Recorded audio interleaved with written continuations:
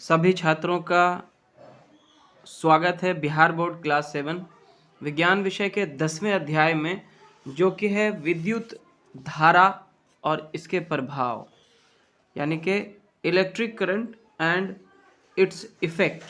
इससे पहले के जो 9 वीडियो लेसन्स हैं वो ऑलरेडी अपलोड हो चुके हैं। आप चैनल के प्लेलिस्ट में जाएं, वहां आपको बिहार बोर्ड क्लास 7 साइंस एक प्लेलिस्ट मिल जाएगा। वहां पे जाके आप इससे पहले के सभी वीडियो लेसन्स को एक्सेस कर सकते हैं और उनमें जो है तथ्यों के साथ साथ अंत में वीडियो के अध्याय में दिए गए सभी प्रश्नों के उत्तर भी हैं, तो आप इन्हें जाकर आसानी से पढ़ सकते हैं। तो आज जो हमारा अध्याय है वो है अध्याय 10, जो कि है विद्युत धारा और इसके प्रभाव। हम लोग इस अध्याय का जो आरंभ कर रहे हैं वो विद्युत अवयवों के जो कुछ संकेत होते हैं, जिनको हम संकेतों के माध्यम से दिखाते हैं। किसी सर्किट को बनाने के समय किसी विद्युत धारा के प्रवाह को दिखाने के लिए जब हम दर्शाना चाहेंगे तो हम इन संकेतों का उपयोग कर सकते हैं। सबसे पहला जो है देखिए वो है विद्युत सेल, जो कि इस प्रकार होता है विद्युत सेल, लेकिन उसका जो संकेत होगा, आप एक सर्किट बनाने के टाइम में जब इसको दिखाना चाहेंगे तो इस प्रकार से दिखा सकते हैं। ये जो है विद्युत सेल का संकेत है, जिसमें जो है यहाँ पे हमने देखा कि पहले संकेत में एक मोटी एवं छोटी, ये जो मोटी एवं छोटी आप देख रहे हैं, एक पतली एवं लंबी रेखा समानांतर खींची गई है। इस प्रकार ये लंबी और पतली रेखा है, ये एक छोटी और मोटी रेखा है। तो विद्युत सेल में एक धन टर्मिनल तथा एक ऋण टर्मिनल होता है। विद्युत सेल के प्रतीक में लंबी रेखा जो है, ये जो लंबी रेखा है पतली वाली, ये धन को दर्शाती है, और ये जो मोटी तथा छोटी रेखा है वो ऋण को दिखाती है। मतलब ये पॉजिटिव साइन को दिखाता है और ये निगेटिव को दिखाता है। ठीक है। अगला जो है इसमें वो है बल्ब। बल्ब इस प्रकार का होता है, और अगर इसको हम सर्किट में दिखाएंगे तो इस प्रकार हम बल्ब को संकेत में दिखा सकते हैं। ये जो स्विच है वो ऑन स्थिति में है, यहाँ देखिए ये ऑन स्थिति में इस प्रकार रहेगा, और यही स्विच जब ऑफ की स्थिति में होगा तो इस प्रकार से देखिए इसमें संपर्क नहीं है, ये ऑफ की स्थिति में है। और हम बैटरी को इस प्रकार दिखाते हैं कि ये 2 या 2 से अधिक सेलों को जो संयोजित करके हम बैटरी का निर्माण करते हैं, उसमें इस प्रकार से दिखा सकते हैं। देखिए, ठीक है ना, ये बैटरी का संकेत है। और स्टूडेंट्स, यहाँ पे जब हम नेक्स्ट पेज में जाते हैं तो इस तरह से आपको दिखाया जा रहा है। ये जो है यहाँ पे एक सेल का चित्र है, और सेल में जो है ये आगे की ओर जो इस तरह से निकला होता है उसको हम धन टर्मिनल कहेंगे या घन टर्मिनल कहिए, यानी कि पॉजिटिव यहाँ पे होता है, और ये ऋण टर्मिनल या इसको हम निगेटिव कह सकते हैं। ये एक विद्युत सेल है। और जब हम देखिए दो या 2 से अधिक सेल को इस प्रकार व्यवस्थित करें कि इसका जैसे ये तो ऋण है और इसका धन जो है अगले सेल के ऋण से मिला हुआ है। यहाँ देखिए ये माइनस और इसका ये प्लस, और फिर इस सेल का ये माइनस प्लस के साथ में जुड़ा हुआ है, और फिर ये इस प्रकार ये बैटरी का धन टर्मिनल हो जाएगा और ये ऋण टर्मिनल हो जाएगा। तो इस प्रकार जब हम व्यवस्थित करते हैं 2 या 2 से अधिक सेलों को, तो ये बैटरी का निर्माण करती है। देखिए, और कई बार आपने देखा होगा खिलौनों वगैरह में, क्योंकि बैटरी इस तरह से, ये तो टॉर्च में, रेडियो में इस प्रकार आपको दिखता है कि एक के बाद एक होता है, लेकिन कई जगहों पे जो संरचना होती है टॉयज वगैरह में, वहाँ पे एक साथ 2 सेल को रखना डिज़ाइन के हिसाब से पॉसिबल नहीं होता है। तो वहाँ पे क्या किया जाता है, ये 2 बैटरी को इस तरह से खड़ा करके रखा जाता है। लेकिन यहाँ पे देखिए ये जो धन टर्मिनल है इसका, और इस बैटरी का ऋण टर्मिनल है, इसको यहाँ से यहाँ तक किस तरह से क्या किया गया है, एक धातु की पट्टी या मोटे तार से जो है इसको जोड़ दिया गया है। मतलब इसका धन इसके ऋण में आके जुड़ा हुआ रहता है एक तार के माध्यम से। ठीक है ना, जिस प्रकार ये बैटरी का निर्माण कर लेती है। यहाँ पे देखिए एक क्रियाकलाप दिखाया गया है कि हम 2 या 2 से अधिक सेलों को मिलाकर एक बैटरी का निर्माण कैसे कर सकते हैं। तो आप देखे होंगे रेडियो वगैरह में किस तरह से एक बैटरी निर्माण करने के लिए, बैटरी बनाने के लिए सेलों को अरेंज करने की जो है एक खांच बनी होती है ना। आप यहाँ पे देखेंगे कि इसको एक रबड़ के माध्यम से दो सेलों को यहाँ पे जोड़ा गया है और एक जो है यहाँ पे ऋण टर्मिनल और एक धन टर्मिनल से जो है एक पत्थर के माध्यम से जो है इससे ऋण टर्मिनल और धन टर्मिनल बनाया गया और बाद में इन दोनों पत्थरों में जो है हम जब वायर को जोड़ देते हैं तो इस प्रकार हम बैटरी का निर्माण कर सकते हैं। आगे बढ़िए, यहाँ पे दिया गया है, आगे यहाँ पे देखिए अध्याय में बताया गया है कि ट्रकों, बसों, कारों, घरों में उपयोग की जाने वाली बड़ी बड़ी जो बैटरियाँ होती हैं उसके अंदर भी क्या होता है, सेलों का संयोजन ही होता है। एक जो बैटरी आप देखते हैं ट्रक के अंदर बड़ी सी बैटरी लगी होती है, या फिर हम घरों में जो है जो बैटरी का उपयोग करते हैं वो सब भी क्या है, सेलों का संयोजन। इसके अंदर जो है एक सेल दूसरे सेल से उसी प्रकार व्यवस्थित होती है, मतलब एक ऋण और एक धन ऐसे करके मिली हुई होती है और इस प्रकार जो है ये बैटरी का निर्माण करती है। तो एक बड़ा सा जो बैटरी होता है उसके अंदर भी अनेक सेल होते हैं जो मिलकर बैटरी का निर्माण करते हैं। और यहाँ पे एक चित्र के माध्यम से दिखाया गया है परिपथ यानी सर्किट को दिखाया गया है। तो यहाँ पे सर्किट को देखें आप, क्या है, सबसे पहले यहाँ पे एक सेल है, सेल के धन टर्मिनल से डायरेक्टली एक वायर निकल के बल्ब में धन में लगाया गया है और इसका जो ऋण टर्मिनल है वो स्विच से जुड़ा है, यहाँ पे स्विच में लगाया गया और फिर इसी स्विच के माध्यम से एक तार जो है इसके ऋण में जाके जोड़ा गया है। जैसे ही ये स्विच ऑन होता है तो इसमें धारा की प्रवाह होने लगती है और विद्युत बल्ब जो है वो प्रकाशित हो जाता है और जैसे ही स्विच ऑफ करेंगे तो इससे धारा का प्रवाह क्या होता है, रुक जाता है। यहाँ पे देखिए बल्ब के अंदर दो तारों के बीच एक महीन विशेष प्रकार के तार की तंतु जो फिलामेंट यहाँ पे लगी होती है, ये वाला जो है फिलामेंट होता है और जब इसमें धारा का प्रवाह होता है तो ये फिलामेंट गर्म होकर क्या होता है, जलने लगता है। यहाँ पे देखिए ये सेल को दर्शाता है। उसके बाद यहाँ से एक वायर गया स्विच में और चूँकि स्विच में आप देखिएगा एक वायर आके नीचे लगेगा और फिर ऊपर से एक वायर ऐसा निकल के यहाँ पे बल्ब की ओर या परिपथ की ओर जाएगा और यहाँ से एक डायरेक्ट वायर जो है परिपथ में आता है। तो जैसे ही स्विच यहाँ पे ऑन होगा तो ये धारा का प्रवाह इसमें होने लगेगा और ये प्रकाश जो है यानी जो बल्ब है वो प्रकाशित हो जाएगा और जैसे ही स्विच ऑफ करेंगे तो इसमें धारा का प्रवाह रुक जाने के कारण बल्ब जो है वो जलना बंद हो जाएगा। ये देखिए यहाँ पे जो परिपथ है, जो सर्किट है, ये अभी ऑफ की स्थिति में, यहाँ पे जो स्विच है वो ऑफ है। देखिए यहाँ पे डिस्कनेक्ट है। जैसे ही ये इसे ऑन करने पर क्या होता है, ये इससे जुड़ जाता है और ये जो है परिपथ पूरा होने लगता है जिससे विद्युत धारा प्रवाहित होती है। चलिए अब आगे बढ़ते हैं।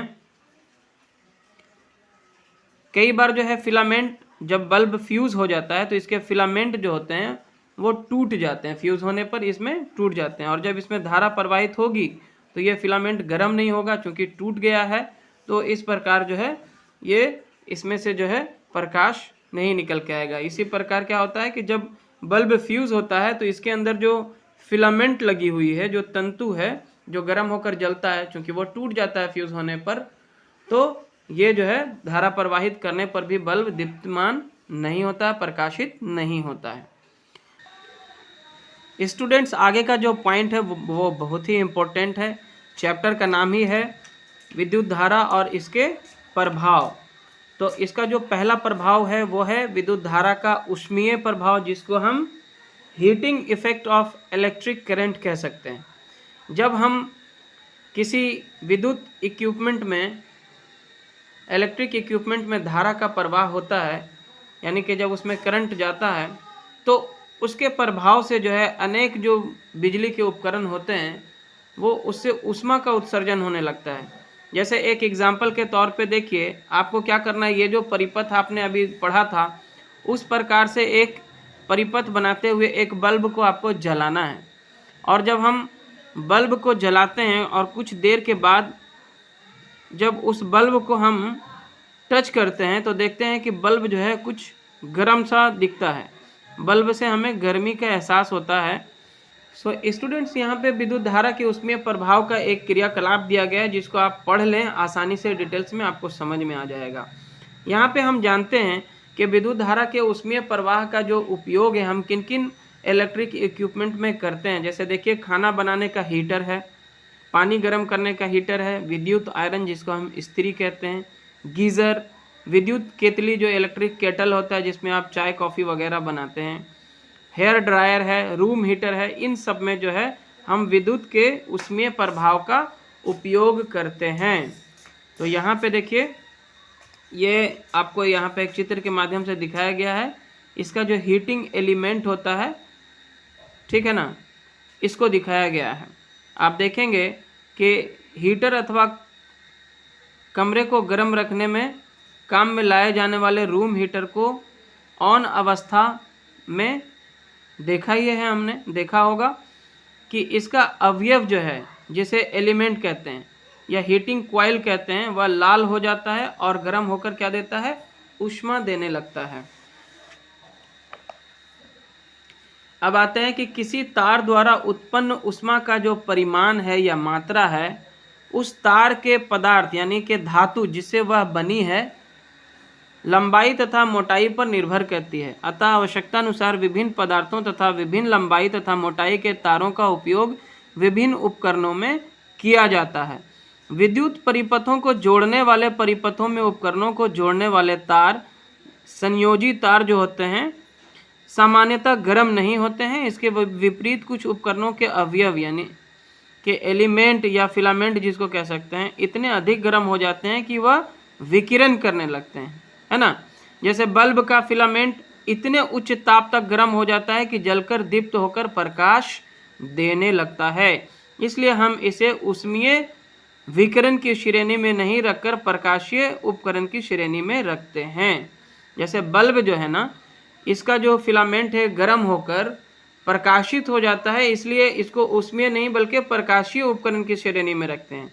जबकि हीटर जो है या फिर आयरन है या गीज़र है, इन सब का जो एलिमेंट है वो गर्म होकर क्या होता है, ऊष्मा प्रदान करने लगता है, जिसके हम इसे ऊष्मीय उपकरण कहेंगे। स्टूडेंट्स, आगे यहाँ पे आप देख सकते हैं, हमें जानना है विद्युत फ्यूज़ के बारे में, यानी कि इलेक्ट्रिक जो फ्यूज़ होता है ना, वो क्यों हम उपयोग करते हैं। हमारे यहाँ पे जितना भी बोर्ड होता है घरों में या मेन स्विच होता है, वहाँ पे एक ना फ्यूज़ लगा होता है और हर बोर्ड में भी फ्यूज़ लगा होता है। इसका हम उपयोग क्यों करते हैं? देखिए, कई बार क्या होता है कि वोल्टेज जब अचानक से बढ़ जाता है तो उसके कारण जो है घरों में लगे हुए जो बिजली उपकरण होते हैं, जैसे टीवी है या सीडी प्लेयर है या फिर आपका फ्रिज है या फिर कोई भी पंखा है, इस तरह के जो इलेक्ट्रिक उपकरण लगे होते हैं वो जल सकता है अचानक वोल्टेज बढ़ने से। तो इस तरह के क्षति से बचने के लिए हम क्या करते हैं, घरों में फ्यूज़ का इस्तेमाल करते हैं। फ्यूज़ में क्या होता है, एक पतला तार यहाँ पे लगा होता है, एक पतला तार होता है, ठीक है, और यह एक विशेष प्रकार का तार होता है और एक लिमिट से जब ज़्यादा उसमें विद्युत धारा प्रवाहित होती है तो वो पिघलकर क्या होता है, टूट जाता है। जैसे ही ये टूटेगा तो आपके घर का बिजली जो है वो प्रवाह उसका रुक जाएगा और सारे उपकरण बंद हो जाएंगे। तो इस प्रकार ये क्या होता है, गल करके खुद ही गल जाता है और बाकी उपकरणों को क्या करता है, बचा लेता है। इसलिए हम अपने घरों में बिजली उपकरणों को जलने से बचाने के लिए, यानी कि अत्यधिक जो विद्युत धारा अचानक से प्रवाहित होने के समय जो उसमें नुकसान हो सकता है, उपकरण में जल सकते हैं, उसको बचाने के लिए हम विद्युत फ्यूज़ का इस्तेमाल करते हैं, ठीक है ना। और इस प्रकार जो है घर में लगे बिजली उपकरणों की सुरक्षा हो जाती है और वो जलने से बच जाते हैं। उसमें होने वाले जो इलेक्ट्रिक फायर हैं या शॉर्ट सर्किट, इस तरह की चीज़ों से जो है ये बच जाता है। और इस तरह का एक विद्युत फ्यूज़ जो है हमारे उपकरणों में भी लगे होते हैं, जैसे टीवी वगैरह में, स्टेबलाइज़र वगैरह में इस तरह का एक फ्यूज़ लगा होता है। और उस टीवी में भी अगर उसके लिमिट से ज़्यादा विद्युत का प्रवाह होता है तो इसका फ्यूज़ जो है अंदर में ये गल के विद्युत का प्रवाह टीवी में रोक देता है, जिससे जो है सिर्फ इसका फ्यूज़ ख़राब होता है और टीवी बच जाता है या स्टेबलाइज़र बच जाता है। आप इसको चेंज करके, इसका कॉस्टिंग भी बहुत कम होता है, तो 5 से 10 रुपये में मिल जाएगा। तो ये फ्यूज़ जो है आप चेंज करके फिर से उस उपकरण को इस्तेमाल कर पाते हैं। एंड स्टूडेंट्स आगे जो है यहाँ पे देखिए, आज के दौर में जो है फ्यूज़ के जगह पे जो यूज़ होने लगा है वो है MCV, उसको कहते हैं। ये जो है अत्यधिक सुरक्षित होता है। जब कभी भी उस परिपथ में उच्च धारा का प्रवाह होता है या किसी प्रकार की शॉर्ट सर्किट होती है तो ये ऑटोमेटिक क्या होता है, ये नीचे की ओर गिर जाता है ना, स्विच ऑफ की ओर स्वयं गिर जाता है, ये ऑफ हो जाता है। फिर आप इसका जो है निरीक्षण करने के बाद जब इसको आप ऑन करेंगे तो फिर से प्रवाह होने लगता है। लेकिन किसी भी तरह के खतरे की आशंका होने पर यह क्या होता है, ऑटोमेटिक जो ही ये स्विच ऑफ हो जाता है और धारा का प्रवाह रुक जाता है। स्टूडेंट आज हमारे लिए चिंता का विषय ये भी है कि हम बिजली की बचत कैसे कर सकते हैं। तो आपने देखा होगा कि आपके बचपन में या पहले के समय में हम लोग जो है नॉर्मल बल्ब का उपयोग करते थे, जो कि बिजली का जिसमें खपत काफ़ी ज़्यादा होता था। आज जो है उसको रिप्लेस कर दिया गया है CFL बल्ब के साथ में, या फिर LED बल्ब के साथ में रिप्लेस किया गया है। CFL को हम कॉम्पैक्ट फ्लोरेसेंट लैंप भी कह सकते हैं। और ये क्या होता है, पहले जो बल्ब यूज़ होता था, कांच का जो बल्ब होता था, वो उसमें जो है अत्यधिक मात्रा में बिजली की खपत होती थी। और आज जो हम CFL या LED लैंप यूज़ करते हैं इसमें बिजली का जो खपत है वो काफ़ी कम होता है। तो इस प्रकार से हमने जो विद्युत के जो ऊष्मीय प्रभाव का उपयोग करके अनेक उपकरण बनाए हैं और उसका उपयोग हम अपने दैनिक जीवन में करते हैं। आगे हम जानते हैं कि क्या विद्युत धारा के कोई और भी प्रभाव हैं। तो एक और इसका जो इम्पोर्टेंट प्रभाव है वो है इसका चुंबकीय प्रभाव, यानी कि magnetic effect of electric current. तो इस प्रकार का जो एक क्रियाकलाप है हमने छठे क्लास के जो विज्ञान विषय के अध्याय में भी किया था। यहाँ पे देखिए किस प्रकार हम एक कील का विद्युत चुंबक बना सकते हैं। यहाँ पे आप देख रहे हैं कि एक लोहे की कील है और इसमें जो है हम किस प्रकार चुंबक का निर्माण कर रहे हैं, विद्युतीय चुंबक का। देखिए यहाँ पे क्रियाकलाप के द्वारा समझते हैं कि लोहे का लगभग 5 से 9 सेंटीमीटर लंबा कील तथा 70 सेंटीमीटर विद्युत रोधी प्लास्टिक अथवा कपड़े से ढका हुआ या एनामेल लगा लचीला तार लीजिए इस तरह का, ठीक है ना। यह विद्युत रोधी होना चाहिए, मतलब कवर के साथ, ठीक है ना। इस तार को कुंडली यानी कि स्प्रिंग के रूप में कील पर कसकर लपेट देना है। यह कम से कम 100 बार लपेटी जाए। तार के स्वतंत्र सिरों को चित्र के अनुसार स्विच से होते हुए एक सेल से जोड़ दिया जाए और उसके बाद जो है इसमें परिपथ से जो है इसके सेल के माध्यम से इसको जोड़ दिया जाए स्विच के माध्यम से। और जैसे ही आप स्विच ऑन करेंगे तो दोनों ओर से इसमें क्या होगा, धारा प्रवाहित होने लगेगा। अब कुछ पिन अथवा लोहे के महीन टुकड़े कील के समीप लाइए, चलिए सेल से जोड़ दीजिए। स्विच को ऑन की व्यवस्था में लाने पर ये पिन अथवा लोहे के टुकड़े कील से चिपक आते हैं। इससे क्या होता है, ये प्रूफ होता है कि जैसे ही इसमें धारा प्रवाहित होती है तो ये कील जो है इसमें चुंबकीय प्रभाव आने लगता है। विद्युत धारा का चुंबकीय प्रभाव इस पे होने लगता है और ये चुंबक की भांति कार्य करने लगता है, जिससे इसके आसपास जो पड़े हुए थे जो पिन वगैरह थे इसमें चिपक जाते हैं। पुनः स्विच को ऑफ की स्थिति में लाने पर कील से अलग हो जाते हैं। इस प्रकार के जो चीज़ें इसमें आके चिपक गई थी, जैसे ही आप स्विच ऑफ करते हैं वो इसमें से फिर अलग हो जाते हैं। इस क्रियाकलाप में विद्युत धारा प्रवाहित करने पर कुंडली चुंबक की भांति जो है ये जो है चुंबक की भांति व्यवहार करने लगती है। और जब विद्युत धारा का प्रवाह बंद हो जाता है तो कुंडली का चुंबकत्व है वो सामान्यतः समाप्त हो जाता है। इस प्रकार की कुंडली को विद्युत चुंबक कहते हैं, यानी कि इलेक्ट्रोमैग्नेट हम कहेंगे। कुंडली की क्षमता एवं विद्युत धारा का परिमाप बढ़ाकर इन चुंबकों को और प्रबल बनाया जा सकता है। चलिए यहाँ पे एक और भी क्रियाकलाप के माध्यम से दिखाया गया है, इसको आप अच्छे से पढ़ लीजिएगा। यहाँ पे क्या किया गया है, एक इसके अंदर दियासलाई के डिब्बे के भीतरी भाग यानी कि ट्रे के आकार का लीजिए और इसके अंदर एक चुंबकीय सुई को रख दीजिए, ठीक है। अब ट्रे के ऊपर विद्युत रोधी लगातार लपेट दीजिए, लगभग 10 लपेट यहाँ पे आपको विद्युत रोधी तार का मारना है। और चित्र के अनुसार परिपथ व्यवस्थित कर तार के खुले सिरों को स्विच से होकर सेल से जाने दीजिए। जब परिपथ ऑफ की अवस्था में हो तो चुंबकीय सुई की दिशा का प्रक्षेपण कीजिए तथा नोट कीजिए। अब स्विच ऑन की अवस्था में लाइए, आप देखेंगे कि सुई में विक्षेपण होता है। जैसे ही इसको ऑन किया जाता है ना, तो यहाँ पे चुंबकीय प्रभाव भी धारा का शुरू हो जाता है और इसकी वजह से इसके अंदर जो सुई है उसमें विक्षेपण होता है, वो हिलने लगता है, जिस प्रकार उसके समीप चुंबक लाने पर होता है। अतः सुई में विक्षेपण विद्युत धारा के चुंबकीय प्रभाव के कारण हुआ। आगे एक और इम्पोर्टेंट पॉइंट है, इसको पढ़ लेना है आपको। हैंस क्रिश्चियन ऑस्टेड पहले वैज्ञानिक थे जिन्होंने चुंबकीय सुई का विक्षेपण देखकर ही बताया कि जब किसी तार से विद्युत धारा प्रवाहित होती है तो उसके पास रखे चुंबक में क्या होता है, विक्षेपण होता है, और यह विद्युत धारा का चुंबकीय प्रभाव को दर्शाता है। बच्चों, अब हम जानते हैं विद्युत घंटी यानी कि इलेक्ट्रिक बेल के बारे में कि ये किस प्रकार कार्य करती है।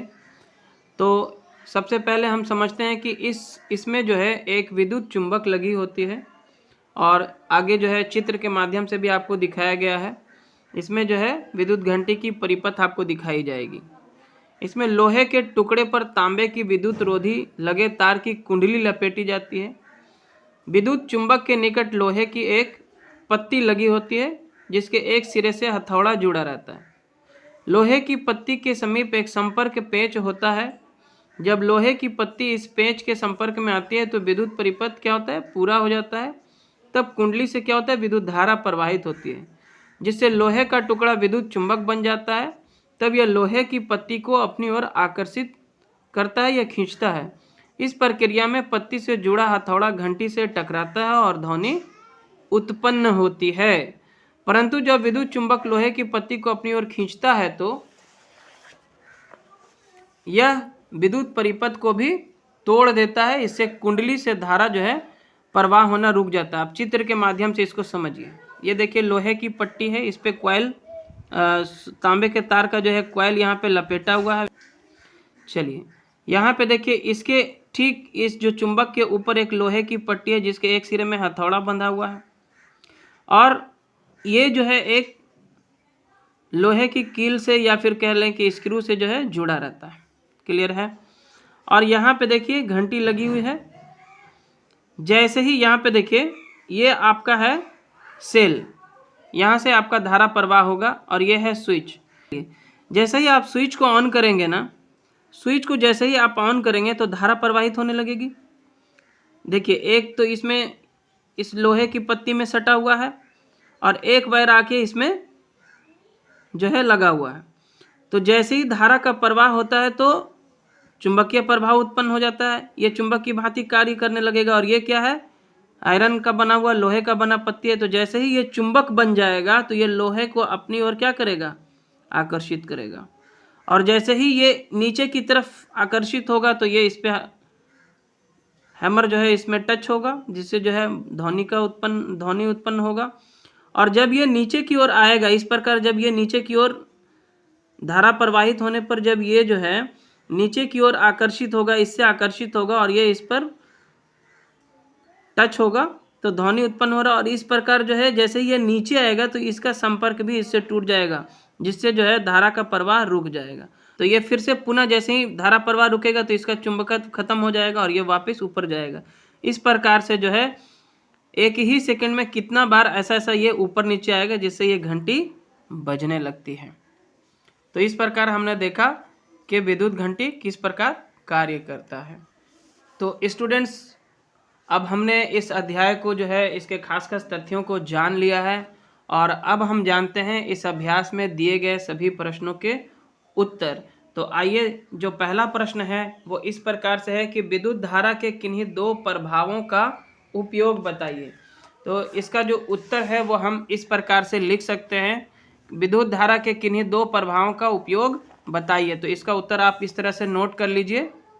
इसको हम इस प्रकार से लिख सकते हैं, विद्युत धारा के दो प्रभाव एवं उनके उपयोग निम्नलिखित हैं। पहला, विद्युत धारा का उष्मीय प्रभाव है ना, इसका प्रयोग हम विद्युत आयरन, विद्युत केतली, गीजर में पानी गर्म करने, खाना बनाने का हीटर एवं वाटर हीटर इत्यादि में किया जाता है।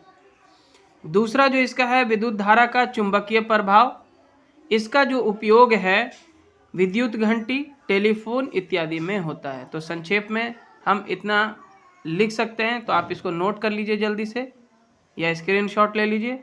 जो इसका अगला प्रश्न है वो है कि बैटरी और सेल में अंतर स्पष्ट कीजिए। तो बैटरी और सेल में क्या अंतर है वो आपको बताना है। तो हम लिख सकते हैं कि सेल एक ऐसा यंत्र है जो रासायनिक ऊर्जा को विद्युत ऊर्जा में बदल देता है। इसमें धन एवं ऋण टर्मिनल होते हैं। जब दो या दो से अधिक सेलों को इस प्रकार संयोजित किया जाए कि एक धन टर्मिनल दूसरे के ऋण टर्मिनल से जुड़ा रहे, बैटरी कहलाता है। तो इसका उत्तर भी आप ध्यान से नोट कर लीजिए। तीसरा जो प्रश्न है वो कहता है कि जब किसी सुई चुंबक को विद्युत धारा प्रवाहित तार के समीप लाने पर वह उत्तर दक्षिण की दिशा में से विक्षेपित हो जाती है, क्यों? चलिए, तो इसका उत्तर हम इस प्रकार लिख सकते हैं। देखिए क्या लिखेंगे, चुंबकीय सुई में विद्युत धारा के प्रवाह के कारण चुंबकीय गुण आ जाता है। चुंबक में दो ध्रुव होते हैं, उत्तर ध्रुव एवं दक्षिणी ध्रुव, जो हमेशा उत्तर एवं दक्षिण दिशा को सूचित करते हैं। अतः चुंबकीय सुई भी उत्तर और दक्षिण दिशा में विक्षेपित होते हैं। अगला जो प्रश्न है वो इस प्रकार है। देखिए, विद्युत चुंबक का प्रयोग कचरे के ढेर से किस प्रकार की वस्तुओं को अलग करने में किया जाता है? बहुत ही आसान है। इसका उत्तर हम इस प्रकार लिख सकते हैं कि विद्युत चुंबक का प्रयोग कचरे के ढेर से उन वस्तुओं को अलग करने में किया जाता है जो चुंबक के द्वारा आकर्षित हो सकते हैं या होते हैं, जैसे कि लोहे का कचरा, है ना। चलिए, अब जो अगला प्रश्न है वो है रिक्त स्थानों की पूर्ति कीजिए। पांचवा प्रश्न है, कहता है रिक्त स्थानों की पूर्ति कीजिए। तो पहला जो है यहाँ पे देखिए क्या कहता है, विद्युत के ऊष्मीय प्रभाव पर आधारित सुरक्षा युक्ति को, विद्युत धारा के ऊष्मीय प्रभाव पर आधारित जो सुरक्षा युक्ति हम उपयोग करते हैं उसको हम क्या कहते हैं, वो है फ्यूज। उसको हम क्या कहेंगे, फ्यूज कहेंगे। तो यहाँ पे आप फ्यूज लिख लीजिएगा।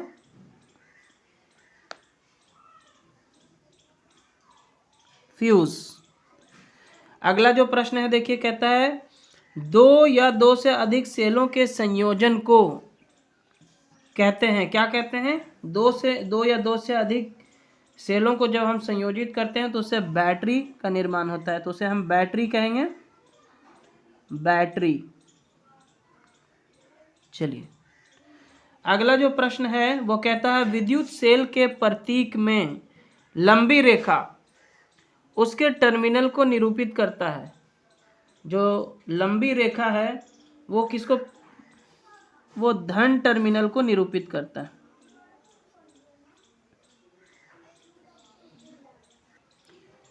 जो अगला प्रश्न है वो है जब किसी विद्युत हीटर के स्विच को ऑन किया जाता है तो उसकी डैश डैश डैश तप्त होकर लाल हो जाती है। तो ये क्या होगा, एलिमेंट, जो उसके अंदर एलिमेंट होता है वो हीट होकर क्या होता है, लाल हो जाता है। तो यहाँ पे हम भर सकते हैं एलिमेंट, एलिमेंट भर दीजिए यहाँ पे आप। उसके बाद है बल्ब का डैश डैश डैश तप्त होकर प्रकाश देता है। तो यहाँ पे हम लिख सकते हैं तंतु या फिर लिख सकते हैं फिलामेंट। तो आप इसको ब्रैकेट में फिलामेंट भी लिख सकते हैं, फिलामेंट। ये तप्त होकर प्रकाश देता है। अगला जो प्रश्न है वो है प्रश्न नंबर 6, जो कि इस प्रकार से है कि निम्नलिखित कथन सत्य है अथवा असत्य। इस पे आपको टिक लगाना है। जब किसी फ्यूज से निश्चित सीमा से अधिक विद्युत धारा प्रवाहित होती है तो वह पिघलकर टूट या जल जाता है।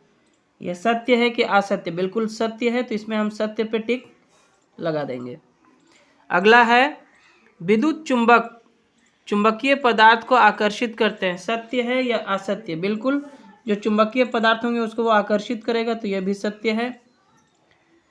तीसरा है सुई चुंबक विद्युत प्रवाहित तार के निकट लाने पर विक्षेपित नहीं होती है। तो ये असत्य होगा, क्योंकि ये विद्युत धारा प्रवाहित किए हुए तार के पास जब लाते हैं तो इसमें विक्षेपण होने लगता है। अगला जो है CFL में अपेक्षाकृत कम विद्युत ऊर्जा खर्च होती है। ये बिल्कुल सही है। सो स्टूडेंट, इस प्रकार से हमने इस अध्याय में दिए गए सभी प्रश्नों का उत्तर भी जान लिया है। तो ये जो अध्याय है यहीं पे समाप्त होता है। आई होप कि ये आपको अच्छे से समझ में आ गया होगा और आपने इसमें दिए गए सभी प्रश्नों का उत्तर भी जान लिया है। तो इस चैप्टर में यहीं तक। नेक्स्ट चैप्टर लेकर हम बहुत जल्द आपके समक्ष आएंगे। तब तक के लिए आप अपना ध्यान रखें। धन्यवाद।